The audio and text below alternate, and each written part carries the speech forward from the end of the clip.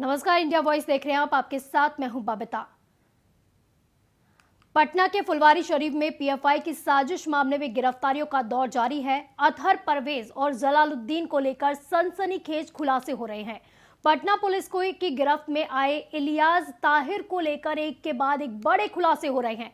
उसके तार पाकिस्तान, बांग्लादेश और यमन तक जुड़े हुए, ऐसा खुलासों में बताया जा रहा है। व्हाट्सएप मैसेज के जरिए इसका खुलासा किया गया है। इसमें कई पाकिस्तानी जोड़ रखे गए थे। ताहिर गजवाए हिंद नाम के ग्रुप से जुड़ा था, जिसमें 10 लोग शामिल थे, जिसमें 8 लोग बांग्लादेशी बताए जा रहे थे। तो व्हाट्सएप मैसेज का स्नैपशॉट साफ साफ बता रहा है कि ताहिर गजवाए हिंद से जुड़ा हुआ था।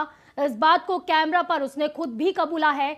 अब तक जो है अवतार पूर्वी चंपारण तक भी पहुंच चुके हैं। चकिया नगर पंचायत के कुआवा गांव में ट्रेनिंग कैंप होने का भी खुलासा हुआ है। इसमें संदिग्ध आरोपी रियाज मारूफ उर्फ बबलू का नाम भी सामने आ रहा है। तो वहीं वो कुआवा गांव का निवासी है, उसका पूरा परिवार यहीं रहता है। ऐसा ये भी बताया जा रहा है कि कुआवा गांव में रियाज मारूफ आता था और मीटिंग किया करता था। साथ ही अपने संगठन को बढ़ाने और मजबूत करने के लिए युवाओं को जोड़ने का काम भी करता था।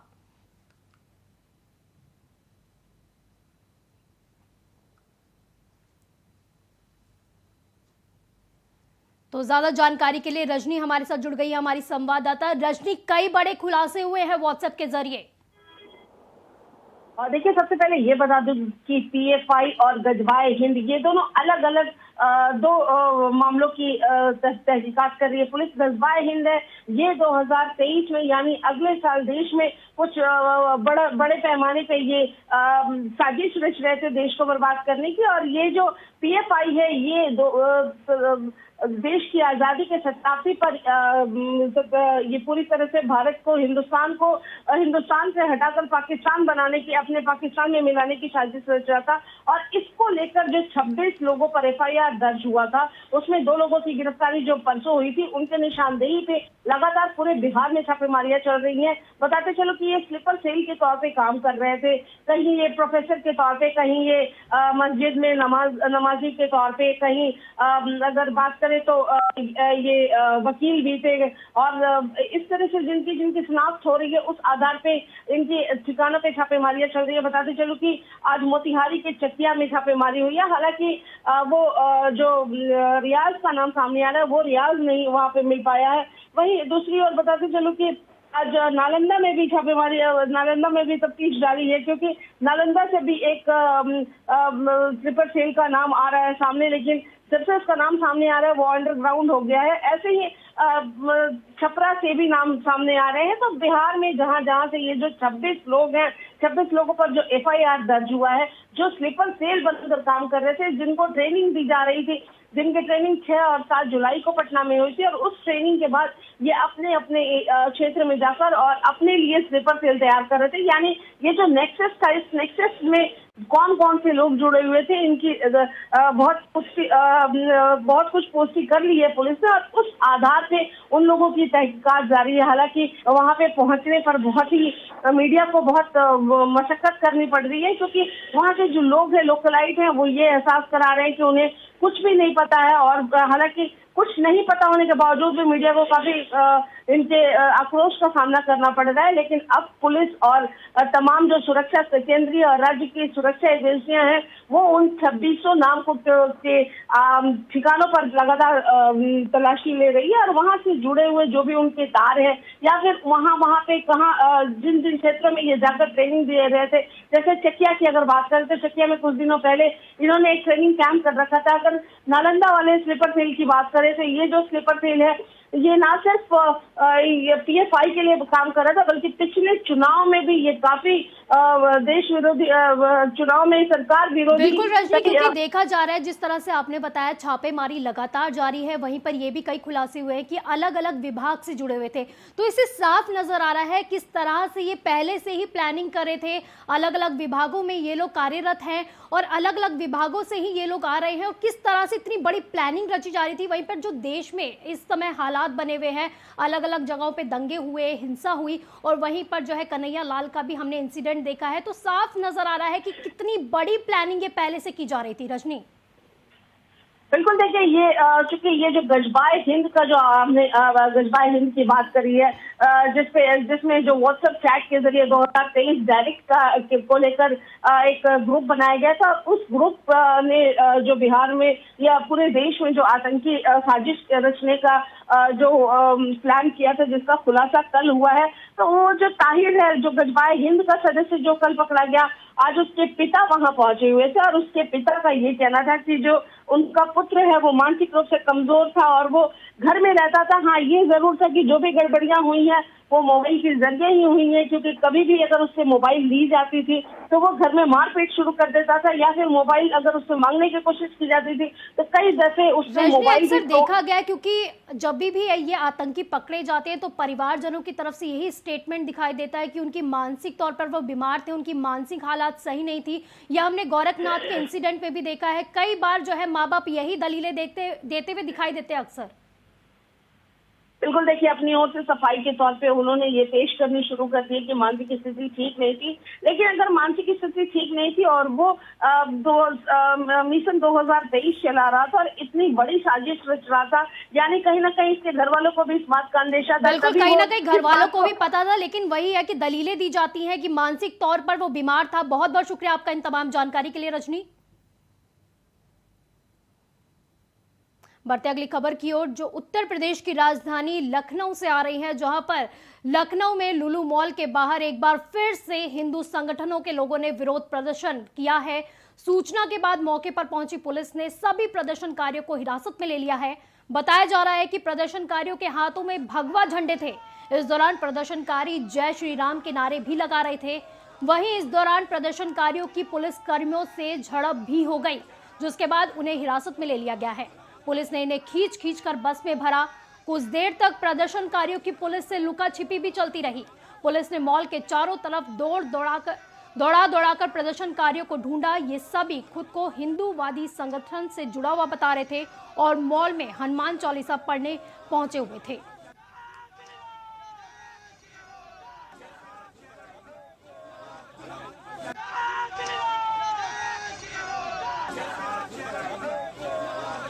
तो लखनऊ में लुलु मॉल का जो विवाद है वो थमने का नाम नहीं ले रहा है। पहले नमाजियों ने वहाँ पे नमाज पढ़ी, जो सोशल मीडिया पर जो वीडियो है वो वायरल हुआ। उसके बाद हिंदू संगठनों में काफ़ी आक्रोश था। उन्होंने ये चेतावनी दे दी थी कि अगर इसी तरह के वीडियो सामने आते रहेंगे, इसी तरह की हरकतें होती रही तो हम लोग भी सुंदरकांड करेंगे, मॉल में जाकर हनुमान चालीसा करेंगे। तो अब जो है हिंदू संगठन मॉल में पहुंच चुके हैं, उन्होंने हनुमान चालीसा का पाठ किया। तो वहीं पुलिस भी इस बीच सतर्क हो गई, उन्होंने सभी को हिरासत में ले लिया है। तो ज्यादा जानकारी के लिए सिद्धार्थ हमारे साथ जुड़ गए हैं। सिद्धार्थ, लगातार जो है हिंदू संगठन की तरफ से चेतावनी दी जा रही थी और आज जो है ये तस्वीरें सामने देखने को मिल रही है। जी बिल्कुल, ये मॉल अब कहीं ना कहीं जिस तरह से अखाड़ा जैसा बन गया है, आज कई हिंदूवादी संगठन पहुंच जाते हैं और वो हनुमान चालीसा और सुंदरकांड पढ़ने की मांग करने लगते हैं। उसके बाद भारी फोर्स मौके पर पहुंचता है और तब जाकर पूरी तरीके से मामला कंट्रोल में आता है पुलिस के, और भारी पुलिस फोर्स पहुंचने पर सबको गिरफ्तार कर लिया गया है। बसों पे गिरफ्तार करके उनको भेज दिया गया है। तो कहीं ना कहीं अभी तो मामला पूरी तरीके से शांत है, लेकिन कहीं ना कहीं इस तरीके से ये एक व्यावसायिक केंद्र है और इस तरीके से जिस तरीके से कार्यक्रम हो रहे हैं या जिस तरीके से घटनाक्रम हो रहा है, ये ठीक नहीं है। किसी भी व्यावसायिक क्षेत्र में इस तरीके के विवाद होना, इससे कहीं ना कहीं मॉल की जो छवि होती है वो भी धूमिल हो रही है। और एक चीज़ है, कल जब मॉल के जो मैनेजर थे उन्होंने जाकर प्रेस कॉन्फ्रेंस करके बता दिया था और हर जगह ये लिख दिया था कि प्रोविकेटेड है और यहाँ किसी प्रकार से कोई पूजा नहीं की जाएगी, लेकिन तब भी आज कई संगठन पहुंचे और हिंदूवादी वहाँ पर वो जय श्री राम के नारे लगाने लगे और भगवा झंडे उनके हाथ में थे। लेकिन भारी फोर्स मौके पर पहुंचने के बाद पूरा मामला शांत हुआ। पुलिस लुका छिपी का खेल खेलती रही, तब कहीं ना कहीं भारी फोर्स पहुंचने के बाद उनको गिरफ्तार करके बसों से वहाँ से हटा दिया गया है। सिद्धार्थ, जिस तरह से करणी सेना आज पहुंची है मॉल में हनुमान चालीसा करने के लिए, वहीं पर कल की अगर बात कर ली जाए तो कल भी जो है हिंदू संगठन के कुछ लोग जो है मॉल में पहुंचे थे, उन्होंने सुंदरकांड करने की कोशिश की थी। लेकिन हाँ, उसी टाइम जो है पुलिस भी सतर्क हो गई थी, उन्होंने उनको सुंदरकांड करने नहीं दिया था। लेकिन साफ दिखाई दे रहा है कि हिंदू संगठनों को कहीं ना कहीं बरगलाने का काम किया जा रहा है, उन्हें कहीं ना कहीं आक्रोशित किया जा रहा है बार बार। जी बिल्कुल, देखिए एक चीज़ ये है कि जैसे जैसे कल पूरी तरीके से जिस तरीके से जो मॉल का जो प्रबंधन है वो बाहर आया था, उसने साफ शब्दों में कह दिया था कि हम किसी धर्म विशेष या किसी भी प्रकार की पूजा की बात नहीं करते हैं और कोई पूजा नहीं होनी चाहिए, सार्वजनिक प्लेस है। और ये तो उसका जी लग रहा था कि मामला शांत हो जाएगा और जो हिंदूवादी संगठन है उनसे भी अपील की गई थी कि अब ये मामला पूरी तरीके से शांत है, लेकिन आज फिर कहीं ना कहीं किस तरीके से ये हुआ और ये लोग ये पहुंच गए और ये सुरक्षा व्यवस्था भी सवाल उठता है। एलआईयू क्या कर रही थी, जो इनकी सुरक्षा एजेंसियां वो क्या कर रही थी, उनको जानकारी तक नहीं हुई और इतनी भीड़ वहां पहुंच जाती है। ये तो बाद में पुलिस ने किसी तरीके से मामले को शांत कराया, लेकिन ये बड़ा सवाल उठता है। आपको पता है कि वहां विवादित इस समय इतना विवाद हो रहा है, लेकिन कहीं ना कहीं आज पूरी तरीके से पुलिस की जो एलआईयू थी वो फेल रही और इतनी संख्या में वो कैसे वहां पहुंच गए, ये बड़ा सवाल उठता है। लेकिन अब आपको बता दें, मौजूदा समय में जो है वहां भारी फोर्स लगा दिया गया और सब कुछ जांच करके उनको अंदर भेजा जा रहा है। तो कहीं ना कहीं अब पहले से ही चेतावनी दी जा रही थी और फिर भी पुलिस जो है मुस्तैद नहीं दिखाई दी, वहां पर अलर्ट मोड पर नहीं दिखाई दी। कहीं ना कहीं सुरक्षा के लिहाज से भी कई सवाल खड़े हो जाते हैं इस पर। जी बिल्कुल, ये बड़ा सवाल है और राजधानी है, मुख्यालय है और इस तरीके से कैसे चूक हो गई एलआईयू से और एलआईयू क्या नजर रखे हुई थी, कैसे इतनी संख्या में लोग पहुंच गए, ये बड़ा सवाल उठता है। चाहे कोई संगठन हो, संगठन से नहीं है बात, ये है पुलिस की सुरक्षा की। ये तो मौके पर एसीपी स्तर के अधिकारी पहुंचते, उन्होंने मामले को शांत कराया और वो ले जाए। लेकिन इस तरीके से अगर आपको पता है कि इस समय इतना विवाद चल रहा है और इस तरीके का मामला ये मॉल विवादों में है, तो कहीं ना कहीं आपके जो एलआईयू है उसको तो एक्टिव रहना चाहिए था। इस तरह कोई भी मॉल में घुस सकता है, तो कहीं ना कहीं अब देखना ये है, इसमें कई जो हमारे सूत्र बताते हैं इसमें कहीं ना कहीं पुलिस वालों के खिलाफ भी कार्रवाई हो सकती है। तो पुलिस की तरफ से क्या कुछ कहा गया है, इसमें क्या कुछ बयान सामने आया है इसको लेकर? देखिए अभी तक कोई अभी तक कोई बयान नहीं सामने आया है और पुलिस अभी बस यही कर रही है कि शांति व्यवस्था बनाए रखी है और ज़्यादा से ज़्यादा फोर्स यहाँ पर लगा दी गई है। लेकिन एक चीज़ ये है कि ये जो एलआईयू है, जो इनके और संगठन है, उनका ये फेल्योर है और इतनी बड़ी भीड़ कैसे पहुंच गई, ये बड़ा सवाल उठता है। इसका जवाब तो देना ही होगा। सिद्धार्थ, बड़ा सवाल तो ये भी उठता है क्योंकि वीडियो जिस तरह से मॉल से सामने आया था, वहां पे नमाजी नमाज पढ़ रहे थे, लेकिन सवाल तो ये भी उठता है कि जब वो नमाज पढ़ने जा रहे थे उस समय उन्हें क्यों नहीं रोका गया? जी बिल्कुल, इसमें कहीं ना कहीं प्रबंधन पूरी तरीके से घेरे में आ गया था, लेकिन प्रबंधन ने एक सवाल बता के उन्होंने जवाब दिया था, कल ये जवाब दिया था कि जो नीचे स्थल है, जो नीचे हमारा फ्लोर है, वहाँ पहले ये लोग पढ़ने की कोशिश कर रहे थे और हमारे जो सिक्योरिटी गार्ड है उनको रोका गया और हम उनको इस तरीके से उनको सिखाया है कि उनको इस तरह सिखाया गया है कि सिक्योरिटी में कि कोई भीड़ ना एकत्रित हो, इस तरीके का कोई वर्शिप ना कर पाए। लेकिन ऐसी चूक कैसे हो गई, हम इसकी भी जाँच कर रहे हैं और जिसकी चूक हुई उसके खिलाफ कार्रवाई करेंगे। और आपको बता दें, इस मामले में मुकदमा भी लिखा जा चुका है सुशांत गोल्ड सिटी थाने में। तो कहीं ना कहीं अब ये विवाद ज़्यादा बढ़ता जा रहा है और ये व्यवसायिक क्षेत्र है, ना कि कोई धार्मिक। इस व्यवसायिक क्षेत्र में इस तरीके से होना ये ठीक नहीं है किसी भी प्रकार से। तो सिद्धार्थ, जिन्होंने नमाज पढ़ी थी, क्या उनकी भी पहचान की जा सकती है? कहाँ के वो लोग थे?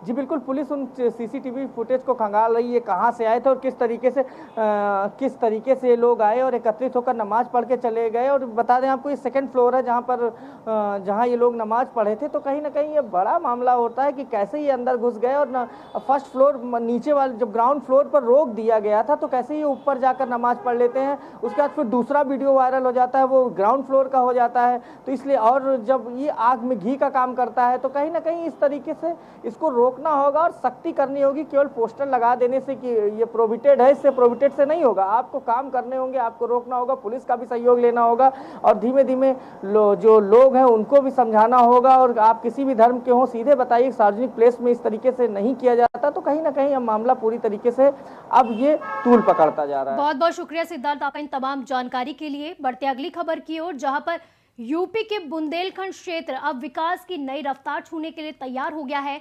प्रधानमंत्री नरेंद्र मोदी ने बुंदेलखंड एक्सप्रेसवे का उद्घाटन किया, साथ ही एक प्रदर्शनी का भी निरीक्षण किया। प्रधानमंत्री नरेंद्र मोदी ने एक्सप्रेसवे का उद्घाटन करते हुए कहा कि सीएम योगी के नेतृत्व में यूपी की तस्वीर लगातार बदलती जा रही है। एक्सप्रेसवे सिर्फ वाहनों को ही गति देने के लिए नहीं है, बल्कि पूरे औद्योगिक गति को रफ्तार देगा। साथ ही पीएम ने विपक्ष पर तंज कसते हुए कहा कि हमारे देश में मुफ्त की रेवड़ी बांटकर वोट बटोरने का कल्चर लाने की कोशिश हो रही है। ये रेवड़ी कल्चर देश के विकास के लिए बहुत ज्यादा घातक है। इस रेवड़ी कल्चर से देश के लोगों को बहुत सावधान रहने की जरूरत है। रेवड़ी कल्चर वाले कभी आपके लिए नए एक्सप्रेसवे नहीं बनाएंगे।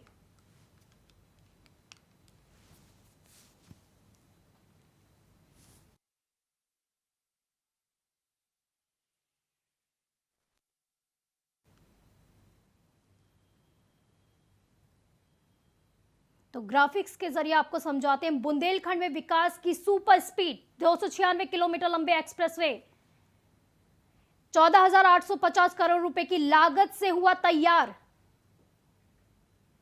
28 महीनों के भीतर पूरा कर लिया गया। इसके बनने से यूपी के 7 जिलों को होगा फायदा। एक्सप्रेसवे पर 266 से ज्यादा छोटे पुल बनाए गए। तो वहीं 18 फ्लाईओवर, 6 टोल प्लाजा और 14 बड़े पुल और 4 रेल पुल भी बनाए गए। पीएम मोदी ने साल 2020 में एक्सप्रेसवे की रखी थी आधारशिला। बुंदेलखंड क्षेत्र को आगरा लखनऊ एक्सप्रेसवे और यमुना एक्सप्रेसवे से भी जोड़ेगा। चित्रकूट, बांदा, महोबा, हमीरपुर, जालौन, औरैया और इटावा जिलों से मिलेगा। वहीं समाजवादी पार्टी अध्यक्ष अखिलेश यादव ने बुंदेलखंड एक्सप्रेसवे के निर्माण पर सवाल खड़े कर दिए हैं। अखिलेश यादव ने ट्वीट में लिखा कि आधे अधूरे बुंदेलखंड एक्सप्रेसवे के उद्घाटन की हड़बड़ी बताती है कि इसका डिजाइन भी ऐसे ही चलताऊ होगा। तभी डिफेंस कॉरिडोर के पास होने के बाद भी यहां भाजपा सरकार सपा काल में बने आगरा लखनऊ एक्सप्रेसवे जैसी हवाई पट्टी ना बना पाई। इसे चित्रकूट तक विकसित ना करना दूरदृष्टि की कमी है। तो आज बुंदेलखंड एक्सप्रेसवे का लोकार्पण करने के लिए पीएम मोदी जालौन पहुंचे थे। उन्होंने एक्सप्रेसवे की सौगात दी, लेकिन इसी बीच जो है सपा सुप्रीमो अखिलेश यादव ने बुंदेलखंड एक्सप्रेसवे के निर्माण पर सवाल खड़े कर दिए हैं। अखिलेश यादव ने इस पर ट्वीट किया है और कहा है कि आधे अधूरे बुंदेलखंड एक्सप्रेसवे के उद्घाटन की हड़बड़ी बता रही है कि इसका डिजाइन भी ऐसे ही चलताऊ बना होगा। तभी डिफेंस कॉरिडोर के पास होने के बाद भी यहां भाजपा सरकार सपा काल में बने आगरा लखनऊ एक्सप्रेसवे जैसी हवाई पट्टी नहीं बना पाई। इसे चित्रकूट तक विकसित नहीं करना दूरदृष्टि की कमी है।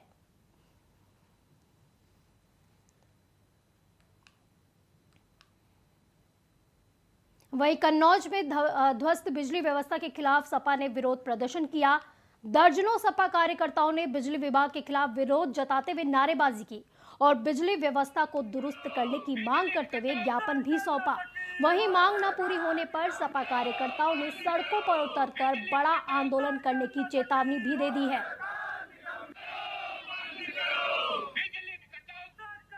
बिजली 6-7 घंटे मिल पा रही है। किसान, बारिश नहीं हो रही थी, किसान परेशान था। ऊपर से बिजली नहीं आई, किसान की कमर टूट गई। तीसरा, इस विभाग ने तमाम दलाल छोड़ दिए जो बिजली के गलत बिल, पहले यहाँ के बाबू लोग गलत बिल वो कर देते हैं, उसके बाद फिर आदमी चक्कर लगाता है, पैसा दे देता है तो ठीक हो जाते हैं, और नहीं तो ये दलाली बंद हो, इनका शोषण बंद हो। लाइनें खराब हो गई हैं गांव और शहरों की। बढ़ते अगली खबर की ओर, जो आगरा से आ रही है, जहां पर सेना भर्ती के बाद नियुक्ति पत्र ना मिलने पर पैदल मार्च किया गया। नागपुर से दिल्ली तक हाथों में तिरंगा लेकर युवाओं ने पैदल मार्च किया और रक्षा मंत्री से मुलाकात के लिए पैदल मार्च शुरू हुआ। आगरा में सिकंदरा गुरुद्वारे पर पुलिस ने पैदल मार्च को रोका। बस में जबरन बैठने के बाद लगाए वर्दी दो या अर्थी दो के नारे। आगरा पुलिस ने सभी युवाओं को रोडवेज बस में बैठाकर अपने साथ ले गई।